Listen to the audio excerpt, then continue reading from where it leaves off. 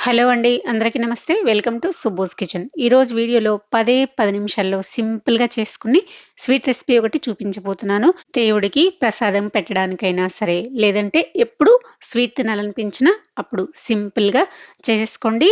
చాలా టేస్టీగా చాలా బావుంటుంది. ఈ రెసిపీ చేసుకోవడానికి ఎక్కువ టైం కూడా పట్టదు. ఒక కళాయి పెట్టేసేసుకొని అందులోకి 2 టేబుల్ స్పూన్ల వరకు నెయ్యిని వేసుకొని, మీకు నచ్చిన డ్రై ఫ్రూట్స్ వేసుకొని ఫ్రై చేసుకోండి. నేనైతే జీడిపప్పు, బాదం, కిస్మిస్ వేసుకున్నాను. ఇవి ఫ్రై చేసుకునేటప్పుడు మంటని లో ఫ్లేమ్‌లో పెట్టేసుకొని ఫ్రై చేసుకొని, వీటిని తీసి ఒక ప్లేట్‌లోకి వేసుకొని పక్కన పెట్టేసుకోండి. ఇప్పుడు అదే నెయ్యిలో 1 కప్పు గోధుమ రవ్వని వేసుకొని మంటని లో ఫ్లేమ్‌లోనే ఉంచేసుకొని ఒక 2-3 నిమిషాల పాటు ఇలా కలుపుకుంటూ కొంచెం కలర్ మారేంత వరకు ఫ్రై చేసుకోవాలి.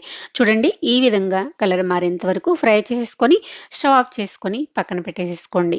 ఇప్పుడు అదే స్టవ్ పైన ఒక గిన్నెను పెట్టేసుకొని మనం ఏ కప్పు అయితే రవ్వను తీసుకున్నామో అదే కప్పుతోటి 4 కప్పుల వరకు ఇలా వాటర్ వేసేసుకొని వాటర్ని మీడియం ఫ్లేమ్‌లో పెట్టేసుకొని వాటర్ మరిగేంత వరకు మరిగించుకొని స్టవ్ ఆఫ్ చేసి, ఇప్పుడు మనం వేయించి పెట్టుకున్న రవ్వలోకి ఇలా కొంచెం కొంచెంగా పోసుకుంటూ మంటని మీడియం ఫ్లేమ్‌లో పెట్టేసేసుకొని రవ్వ అంతా వాటర్‌లో బాగా కలిసిపోయేలాగా ఒక్కసారి బాగా కలిపేసేసుకొని మూత పెట్టేసి 2-3 నిమిషాల పాటు ఉడికించుకోవాలి. 3 నిమిషాల తర్వాత చూపిస్తున్నాను. చూసారు కదా, ఇలా వాటర్ అంతా పోయి రవ్వ బాగా ఉడికిపోతుందనమాట. రవ్వ ఉడికేటప్పటికి ఇలా ఈ కన్సిస్టెన్సీలో ఉన్నప్పుడు మనం ఏ కప్పుతో అయితే రవ్వను తీసుకున్నామో అదే కప్పుతోటి కప్పు పంచదారని వేసుకుంటున్నాను. మీకు పంచదార వేసుకోవడం ఇష్టం లేకపోతే కనుక పంచదార ప్లేస్‌లో బెల్లాన్నైనా వేసుకోవచ్చు. ఇలా వేసుకున్న తర్వాత పంచదార అంతా కరిగి ఇంకొంచెం వాటర్ వస్తుంది కదా, ఆ వాటర్ అంతా పోయి ఇలా చిక్కబడేంత వరకు మరో 2 నిమిషాల పాటు ఉడికించుకున్నామంటే సరిపోతుంది.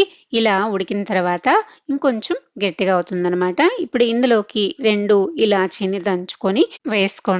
ఇప్పుడు మనం వేయించుకున్న డ్రై ఫ్రూట్స్ కూడా వేసేసుకొని మరొక్కసారి బాగా కలిసిపోయేలాగా కలిపేసుకున్న తర్వాత చివరిగా మరో 2 స్పూన్ల వరకు నెయ్యిని వేసేసుకొని మరొక్కసారి బాగా కలిపేసేసుకొని స్టవ్ ఆఫ్ చేసి సర్వ్ చేసుకోవడమేనండి.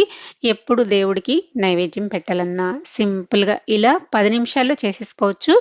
లేదంటే మన ఇంటికి ఎప్పుడైనా గెస్ట్‌లు వచ్చినా స్వీట్ తినాలనిపించినా ఇలా 10 నిమిషాల్లో సింపుల్‌గా చేసేసుకోండి. మనం ఎప్పుడు చేసుకునే ఉప్మా రవ్వతోటి కాకుండా ఇలా గోధుమ రవ్వతోటి హల్వా ట్రై చేయండి.